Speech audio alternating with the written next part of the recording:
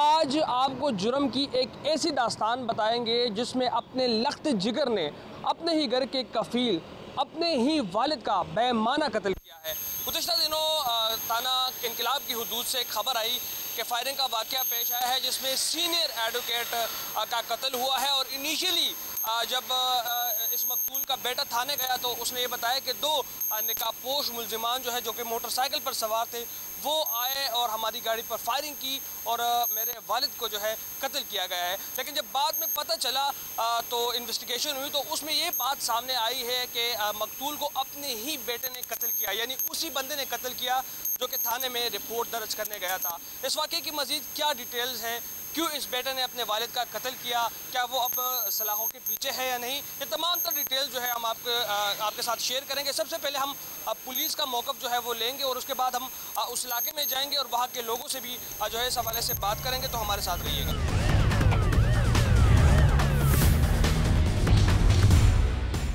जी वकील, कत्ल केस के हवाले से जो है सबसे पहले हम पुलिस का मौक़िफ़ जानेंगे और उनसे डिटेल्स का पता लगाएंगे कि वाक़या कैसे पेश आया था, कैसे मुलजिम को ट्रेस किया गया। इस वक्त मैं पुलिस स्टेशन इनकलाब में मौजूद और यहाँ पर इस थाने के SHO इरशाद उमर हमारे साथ मौजूद है, इनसे बात करेंगे। SHO साहब, कार्रवाई आपने की है, मुलजिम को कानून के शिकंजे में लेके आए हैं, लेकिन ये वाक़या हुआ कैसे, किस तरह एक नौजवान बेटा जो है वो अपने वालिद को कत्ल करता है, इसका क्या बैकग्राउंड है, तफसील बताइए।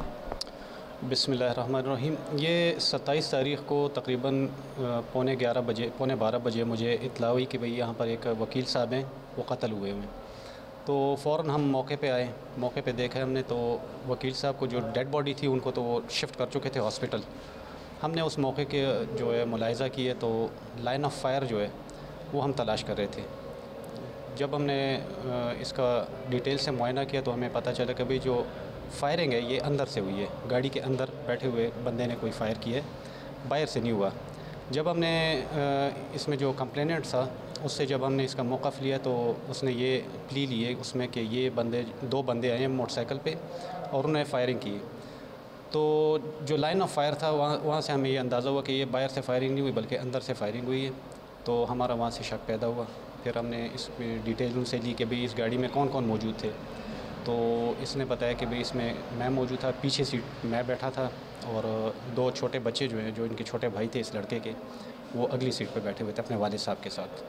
तो इस तरह ये हमने ट्रेस किया। अच्छा, वाक़या जो हुआ है तो जो मकतूल है इसका जो बेटा है जिसने इसको कत्ल किया, कातिल, क्या ये दोनों एक ही गाड़ी में सवार थे जाए वक़वा के दिन और दीगर कोई लोग भी इस गाड़ी में सवार थे, क्या डिटेल है? जी बिल्कुल, ये एक ही गाड़ी में सवार थे। ये गए हुए थे शादी पे, ये हैदराबाद टूल प्लाज़ा है वहाँ पे शादी पे गए हुए थे और वहाँ से जब ये वापस आ रहे थे तो जैसे ये घर के करीब बिल्कुल पहुँचे, गेट के करीब, और इसके वालिद ने ये गाड़ी जो है ये न्यूट्रल की है गाड़ी को अंदर दाखिल करने के लिए घर में और हॉर्न दिया है। तो इस दौरान ये फ़ायर किया इस लड़के ने, और जब ये फ़ायर हुआ है तो उसके बाद ये घबरा के बाहर निकला है तो बाहर भी 2 फायर किए इसने, हवाई फायरिंग की है। ये डिटेल थी। अच्छा, वजह क्या है, बुनियादी वजह क्या है, किस वजह से ये इतना बड़ा वाक़या हुआ है, क्या डिटेल में क्या पता चला है? मुलजिम ने इन्वेस्टिगेशन में क्या बात बताई है? इसमें ये जो मुलजिम था इसने ये बताया कि मेरे वालिद साहब जो थे जो फौत हो गए वकील साहब, ये सख्ती करते थे बहुत ज़्यादा। मेरी वालिदा के साथ भी, उनके साथ भी बहुत ज़्यादा सख्ती करते थे, अक्सर औक़ात मारपीट और घरेलू झगड़े वगैरह, ये उसने बताया। जहाँ तक हमारा अंदाज़ा ये ठीक है, ये भी एक फ़ैक्टर होगा, लेकिन इसमें ये भी था कि ये लड़का जो था इस पर काफ़ी ज़्यादा पाबंदियाँ थी। हर वालिद का चाहता है कि भैया उसके बच्चे जो है वो अच्छे माहौल में पढ़े बने और गलत कामों से बचे रहें, तो इस पे पाबंदियाँ थी। तो मेरे ख़्याल में शायद एक ये फैक्टर भी था कि इस पे पाबंदियाँ बहुत ज़्यादा थी, ज़रूरत से ज़्यादा थी, इस वजह से इसने ये इंतहाई कदम उठाया। अच्छा, क्या ये जो मकतूल है तो क्या इसके नक्ल व हरकत ठीक नहीं थे, वालिद इसको मना करता था, या ये कोई एडिक्ट था, किसी भी किस्म के नशे में मुब्तला था, क्या था? और जब ये वाक़या हुआ है, जिस दिन ये वाक़या, तो ये इसी दिन का ये सारा प्लान था कि नहीं, इससे पहले कोई प्लान किया हुआ था बाज़ाब्ता, और क्या इससे पहले भी इसने इस तरह के अटैम्प्ट्स किए? नहीं, ये ड्रग एडिक्ट तो बिल्कुल भी नहीं था। ये तो 9th क्लास का स्टूडेंट है, छोटा बच्चा था, तकरीबन 16-17 साल उम्र है इसकी। और इसके अलावा ये प्लान इसने हो सकता है क्योंकि इसने जो गन है, जो पिस्टल है, इसने बताया, जो बाद में हमने वेरीफाई भी की, इसने कारखानों मार्केट में वहाँ से एक दुकानदार से ली थी। और वक़ूए से पहले इसने ये मुझे बताया कि ये पिस्टल जो है ये मैंने गाड़ी में रखी थी लोड करके उसको मैंने गाड़ी की सीट के नीचे रखा था। तो जब हम गए हैं उधर तो शादी के बाद तो इस दिन मेरा प्लान बना था कि भाई मैंने आज ये काम करना है, तो वापसी पे फिर मैंने ये इस तरह का कदम उठाया। अच्छा, जब ये वाक़या हुए तो उसके बाद क्या ये जो कातिल है, इसका बेटा है मकतूल का, तो क्या ये ख़ुद रिपोर्ट दर्ज कराने आया था? और तब इनिशियली उसने क्या बात बताई थी आपको? क्या कोई ऐसे शातिर अंदाज में आपको बोला था कि किसी और ने वालिद का कत्ल किया? क्या था जब इनिशियली ये वाक़या हुआ? हाँ जी, ये इसने थोड़ी चालाकी की थी, लेकिन चूँकि समझ इसकी कम थी लिहाजा ये पकड़ा गया। ये इस तरह हुआ कि जब इसने ये वक़ूआ हुआ है तो ये अपने वालिद को लेके हॉस्पिटल गया अपने दीगर रिश्तेदारों के साथ और पड़ोसियों के साथ। तो वहाँ पर हम इसके पीछे गए कि भाई आप कंप्लेंट दाखिल करवाएं, लेकिन ये वहाँ से निकल गया था। ये वहाँ से निकल गया तो हमें वहाँ पे भी थोड़ा शक हो गया था, लेकिन फिर हमने इसको इत्तला दी और राबिता की, इसको बुलाया। तो उधर जब दोबारा आए हॉस्पिटल में तो फिर इसने ये कंप्लेंट दी थी कि भाई ये 2 मोटरसाइकिल सवार आए हैं जिन्होंने मुंह ढके हुए थे और उन्होंने फायरिंग की मेरे वालिद साहब पे और वो फौत हो गए।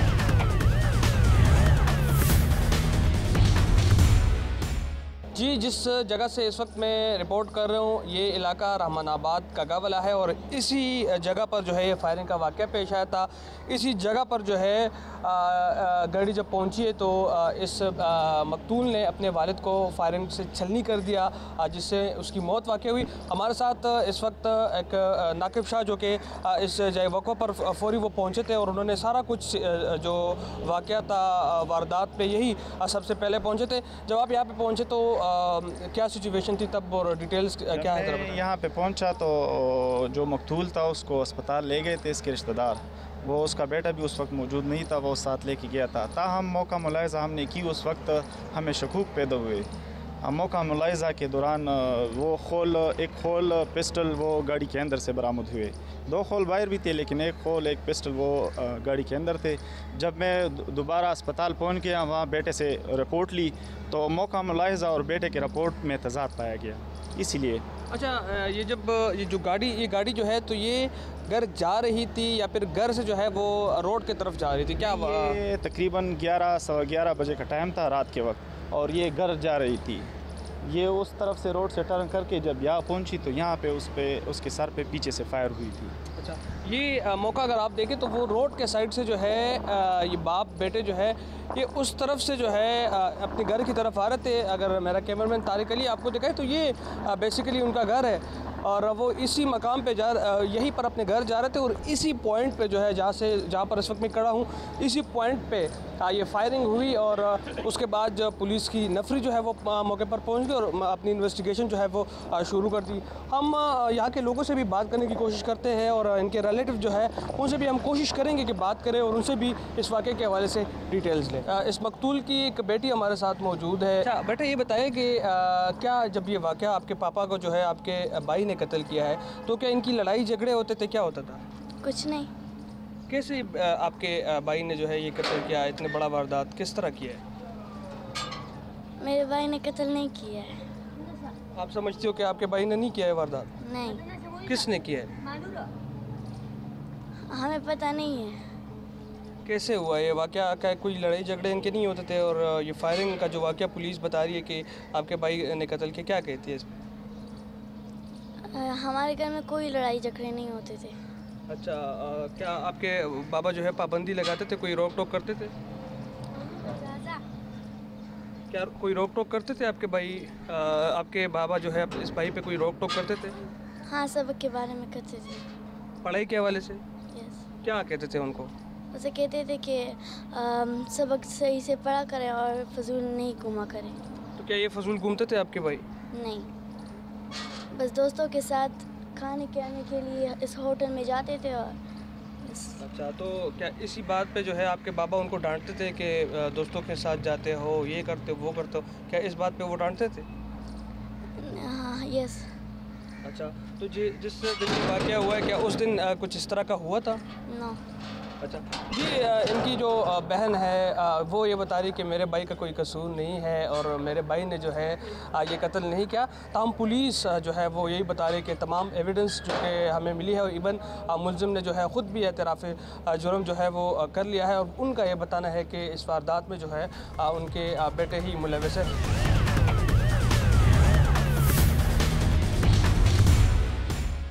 ये मेरे पस मंज़र में बाइक जो है आप देख सकते हैं, ये तकरीबन पुलिस के मुताबिक 10 लाख रुपए मालियत की एक बाइक है और ये जो है इस मकतूल ने अपने बेटे के लिए लिया था, जिससे ज़ाहिर हो रहा है कि हर ख्वाहिश जो है वो इस बेटे की जो है पूरी की जाती थी अपने वालिद की जानिब से, लेकिन उसके बावजूद इस तरह का वाक़या होना जो है तो ये काफ़ी एक हैरान कुन और अफसोसनाक है। हमारे साथ मुताल्लिका चौकी के इंचार्ज मौजूद है परवेज़। ये बताएं, यकीनन आपको ज़्यादा आइडिया होगा इस वाक़े के हवाले से। ये बाइक आप पस मंज़र में देख सकते हैं, ये जो है क्या ये वाकई उस मुलजिम की बाइक है और क्या कहेंगे इस वाक़े पर? बिल्कुल जी, ये वही मुलजिम की गाड़ी है, बाइक है। ये जिस दिन वो उसका वालिद साहब फौत हो गया था उसी दिन एक लड़का था उस मुलजिम का, वो जो है ना दोस्त है, वो ले जा रहा था। तो हमारा पुलिस नफरी DSP साहब SHO साहब तो उसने इधर खड़ी करके कि जब तक हम नहीं बोलेंगे, इसको भी बोला है ये पंप वालों को कि हमारे अलावा इसको किसी को नहीं देना है, ये मुलजिम की है। अच्छा, आपने तो ज़्यादा इस केस को स्टडी किया होगा, क्या बाकी मामूली क्या बाकी रोक टोक की वजह से ये वाक़या पेश आया है? बिल्कुल जी, इतनी कोई सीरियस बात नहीं थी। हमने वो मुलजिम से भी पूछे, इस तरह नहीं था, वो उसका बाप भी इस तरह नहीं था कि जिस तरह वो कह रहा था। मामूली बातों पर वो गुस्सा होता था, तो ख़ास कर तालीम पे वो ज़्यादा फोकस देता था, वो उसका वालिद साहब जो था, तो इसी वजह से उसने फायर करके कत्ल किया है। जी, हमने इस इलाके के लोगों से बात करने की कोशिश की, लेकिन कोई भी यहाँ पर जो है इस वाक़े पर बात नहीं करना चाहता, जबकि हमने जो मकतूल की अहलिया है उनसे भी हमने बात की कोशिश की, लेकिन कोई जो है इस वाक़े पर बात करने के लिए तैयार नहीं है। ताहम पुलिस का जो मौक़िफ़ था या इस मकतूल की जो बेटी थी उनकी बातें आपने सुनी इस केस के हवाले से, और यकीनन पुलिस की जानिब से जो है मुलजिम को गिरफ़्तार किया गया है और मुलजिम जो है वो इस वक्त सेंट्रल जेल में जो है वो मौजूद है।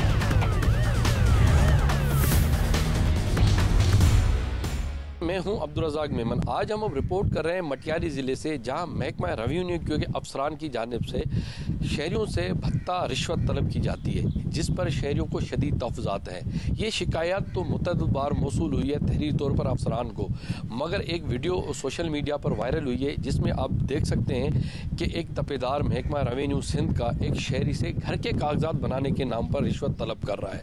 आप देख सकते हैं ये फुटेज है जिसमें वाज़े तौर पर एक शहरी से हज़ारों रुपए रिश्वत ली जा रही है। ये वो तपेदार है गुलाम नबी खास के लिए, जो मुख्तियार कार मटियारी का जो तपेदार है, ये खैबर पर यहाँ पर तैनात है और ये एक शहरी है जो इसके पास दस्तावेज़ात बनाने आया था, घर के सेल सर्टिफिकेट और घर के दस्तावेज़ात, जिस पर इसने उनसे 30,000 रुपये से ज़ायद रिश्वत तलब की है। अगर वीडियो में आप सुन सकते हैं तो वीडियो में ये भी कहा जा रहा है कि मज़ीद और रकम दी जाए, जिस पर शहरी जो है उनको ये कह रहा है कि आप मेरा काम करें और मैं आपको जो है मज़ीद रिश्वत दूंगा।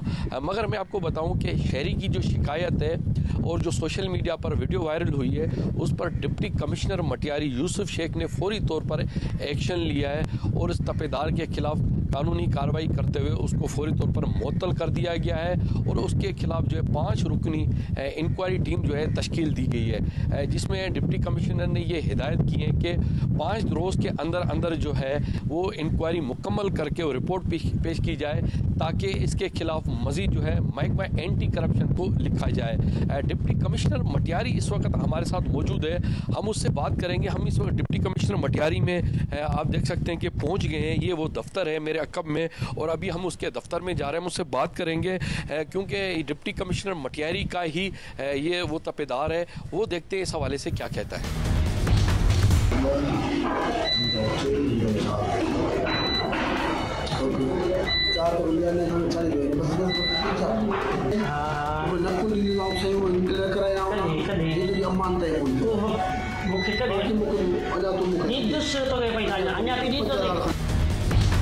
महकमा रेवेन्यू के तपेदार की सोशल मीडिया पे वीडियो वायरल हुई, रिश्वत ले रहा था, इसको आप किस तरह देखते हैं और क्या आपने कोई कानूनी एक्शन लिया इस पर? सबसे पहले तो जो भी ये अमल था बिल्कुल ही जो है एंटी करप्शन और इसके लॉस के मुताबिक जो है बिल्कुल गलत था, लेकिन चूँकि एक वीडियो थी, जैसे ही फ़ौरन हमारे सामने आई तो सबसे पहले जो कानूनी कार्रवाई हमें जो लगी वो थी इसके सस्पेंशन के आर्डर्स जो हमने फौरी तौर पे इशू कर दिए।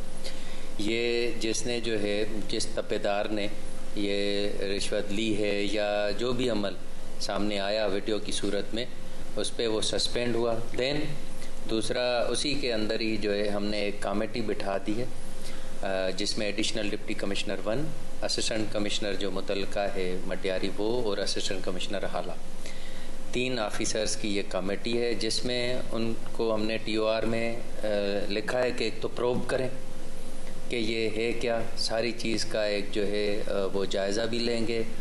वीडियोस जो हैं उनके पास पड़ी हुई हैं एज ए रिकॉर्ड के तौर पे, और इंशाल्लाह ताला जो भी उनकी रिकमेंडेशन होगी, जो मुतलका एजेंसी के लिए रिकमेंडेशन होगी एंटी करप्शन के लिए, और उसके लिए जो END रूल्स के मुताबिक, इस्टेब्लिशमेंट के रूल्स के मुताबिक जो भी उसको सज़ा जो है वो तजवीज़ करेगी हमारी कमेटी, वो बोर्ड ऑफ रेवेन्यू के सेक्रेटरी साहब के पास जो है वो भेजी जाएगी। क्या आप समझते हैं कि ये रिश्वत लेना भी एक बड़ा जुर्म है जिसकी सज़ा होनी चाहिए?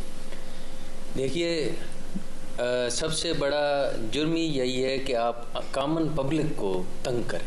ये तंग करने के बहुत ज़िम्मे में आता है। हम जब लिखते हैं in the best interest of public, तो हमें यही पता, मतलब ये हम जो है ख़ुद एक सेंसिटिवली डील करते हैं कि पब्लिक की दिल आज़ारी ना हो, पब्लिक को जिसमें हिंड्रेंसेस ना आए, काम जो है ज़्यादा से ज़्यादा आसानी से हो जाए। उसमें ये जो चीज़ है ये एक तो पब्लिक के तंग करने की बात है, और उसको जो काम है जो लीगली होना चाहिए उसमें भी एक हिंड्रेंस है। इस वक्त हम महकमा रेवेन्यू के ऑफिस में मौजूद हैं और यहाँ पर भी कुछ लोग अपने घर के कागजात और दीगर काम के सिलसिले में यहाँ पर आए हुए हैं। तो हमारे साथ एक शहरी मौजूद है, हम उससे भी बात करेंगे, उससे भी पूछेंगे। भाई ने बताएंगे आप यहाँ पर क्यों आए? तीसरा दिन में यहाँ पे अपने घर के दाखिला के लिए आ रहा हूँ। यहाँ पे कोई बंदा मिल नहीं रहा। ये बोल रहे हैं बाहर जाओ, बाहर बात करो, बाहर बात करो। बाहर से इनके एजेंट बैठे हुए हैं, वो पैसे डबल मांगते हैं। ये ऑफिस में कोई मिलने के लिए तैयार नहीं है। अस्सलाम वालेकुम। वालेकुम अस्सलाम। जी भाई, क्या नाम है आपका? सैयद अली का शान नाम है। किस लिए आप आए यहाँ पर ऑफिस में रेवेन्यू? हमारी ज़मीन है, अब्बू की डेथ हो गई है, तो उसका जो फोती खाता बनवाने के लिए मैं यहाँ आया हूँ। 2-4 चक्कर मैंने किए हैं मगर काम नहीं हो रहा अभी तक। क्यों नहीं हो रहा? वजह क्या? क्या मसला क्या वजह बस इसे जो नीचे अफरान है इनके, वो बोल रहे हैं पैसे दो। अब पैसे भी कहाँ से दूँ मैं? कितने पैसे मांगते हैं आपसे काम के लिए? पैसे बहुत मांगते हैं, बस हज़ारों लाखों की तादाद। अच्छा जी। तो फिर आप क्या मुतालबा करेंगे? मैं मुतालबा करूँगा कि आप इन पे एक्शन लें और हमारा काम जल्द से जल्द करवा दें। क्या करते हैं वैसे आप? पढ़ते हैं? क्या करते हैं? मैं स्टडी करता हूँ प्री मेडिकल। कितनी ज़मीन है आपकी? 15-16 एकड़ है उनके। आपके अबू का इंतकाल हो गया? जी जी। अभी आप ऑफिसों में दफातर में चक्कर काट रहे हैं? जी जी। लेकिन आपका काम नहीं? मेरा काम नहीं हो रहा भाई। ये मसला है, 2 भाइयों की मिल्कियत है। इधर ऑफिसरों ने ये सारी मिल्कियत एक भाई को दे दी है। सारे ऑफिसर मिलकर एक भाई को ये सारी मिल्कियत दे दी है। ये दूसरा भाई है, उसकी औलाद है, वो गरीब बेचारे दर दर ठोकरे खा रहे हैं, उनको कोई चीज़ नहीं मिल रही है। ये एक भाई को दे दिया है सारी। तो आप आए हैं मुख्तार कार साहब रेवेन्यू से मिले? जी जी, रेवेन्यू से मिले हैं। उसने बोला ठीक है देखता हूँ भाई, चेक करता हूँ। कभी आपको ये काम के सिलसिले में भी परेशान तो नहीं कर रहे हैं या परेशान? भाई बहुत परेशान किया है। 2 जगह पे फैसला किया है। एक कोर्ट में गया हूँ, दूसरी कोर्ट में गया हूँ, पर कोई अपील नहीं चल रही है। ये एक भाई को मिलकर दे दिए। अदालती हुक्म के बावजूद भी नहीं हो रहा है? नहीं, अदालती हुक्म अभी चल रहा है। उधर कोर्ट में उन्होंने नोटिस अभी दिया है, मैं लेके आया हूँ इधर, पर कोई रिसीव नहीं कर रहा है इसकी। कितने भाई हैं जिनकी ये मिल्कियत? ये 2 बहनें हैं। 2 बहनें? जी हाँ, उसकी 2 औलाद हैं, 2 बहनें हैं, उनकी मिल्कियत का मसला नहीं मिल रहा। कितनी ज़मीन? 2 एकड़ 33 गुंथे हैं। 2 एकड़ जी। क्या आपसे कभी काम के हवाले से कोई पैसे वगैरह मांगते हैं? नहीं, इसने अभी एक रिचार्ज मोकली है उधर पे।